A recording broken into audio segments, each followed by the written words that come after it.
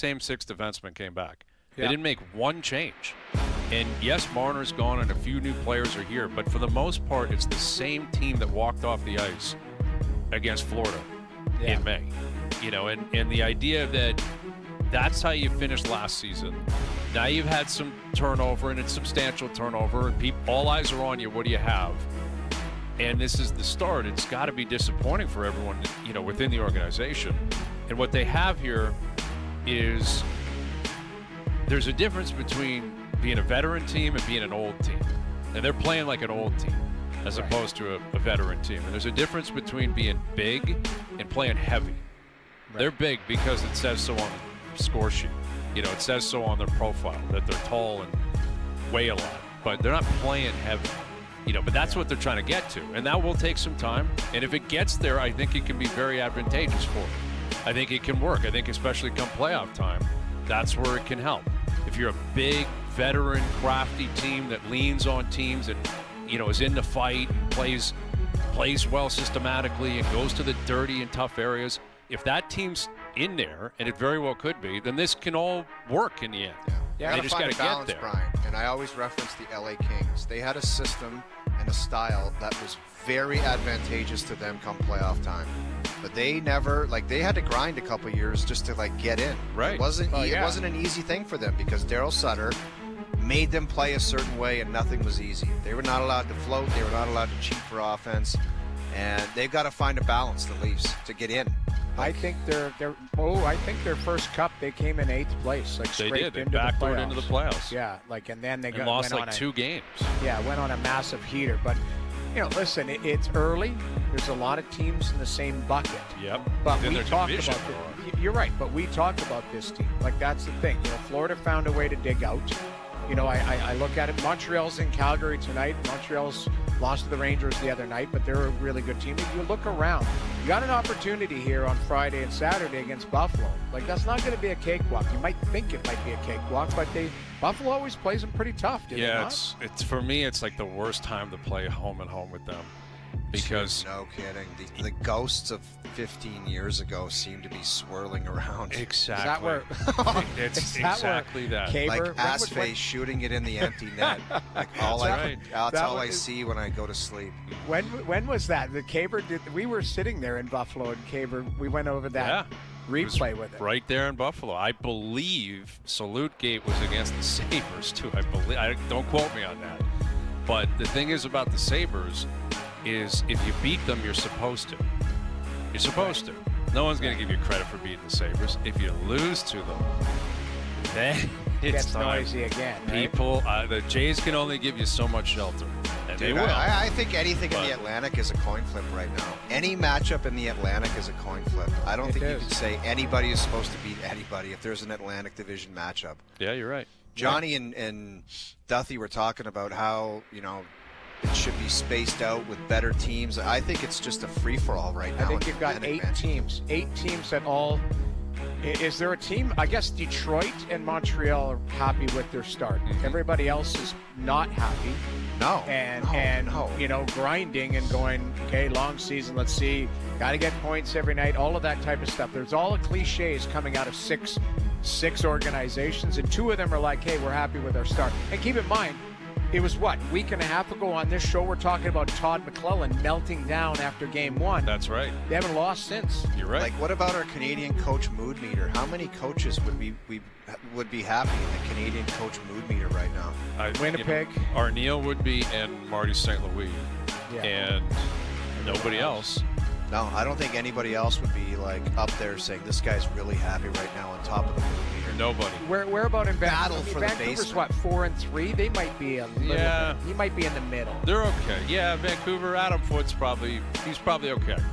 Yeah, he's probably okay. Calgary's a that. mess right now. Edmonton, obviously, they got one last night.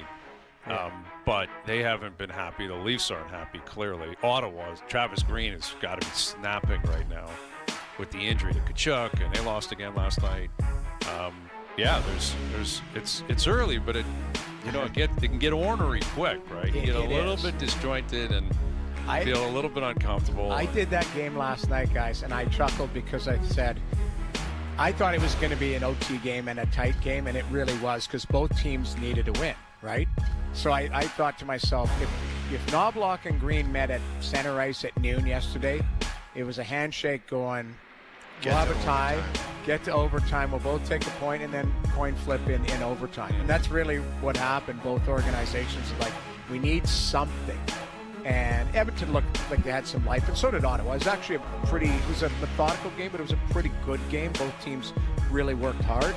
But man, oh man, like that 97-29, when they wanted to turn it on, they were turning it on. Well, I love McJesus, but how he didn't get a penalty on that one play on Ridley Gregg.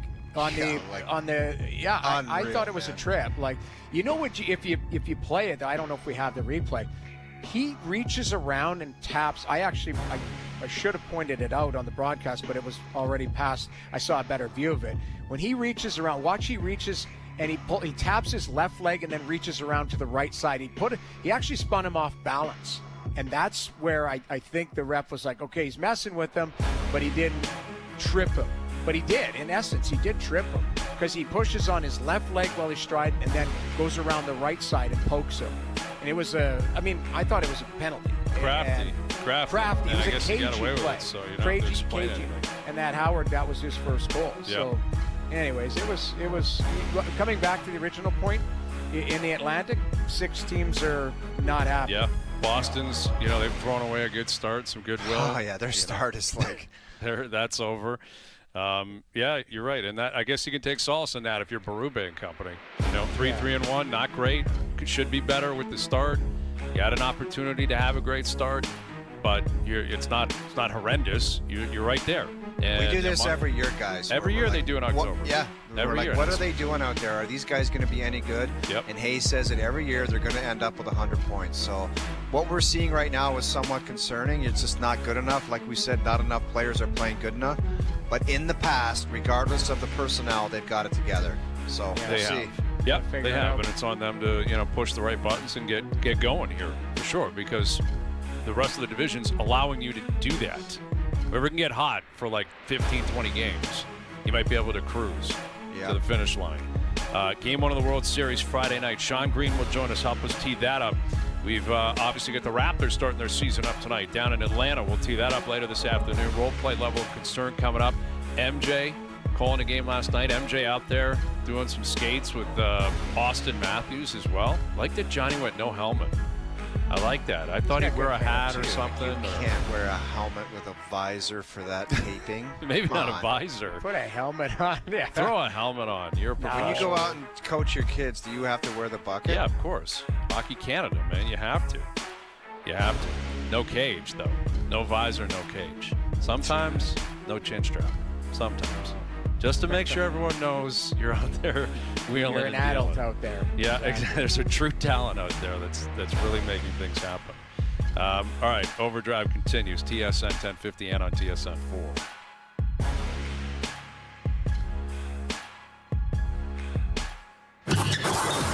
Friday on TSN 1050.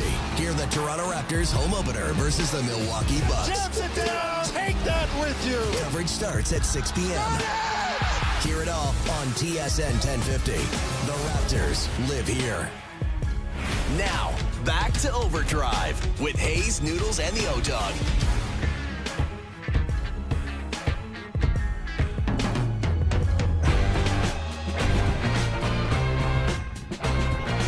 Overdrive continues, brought to you by FanDuel, bringing you more ways to play your game your way.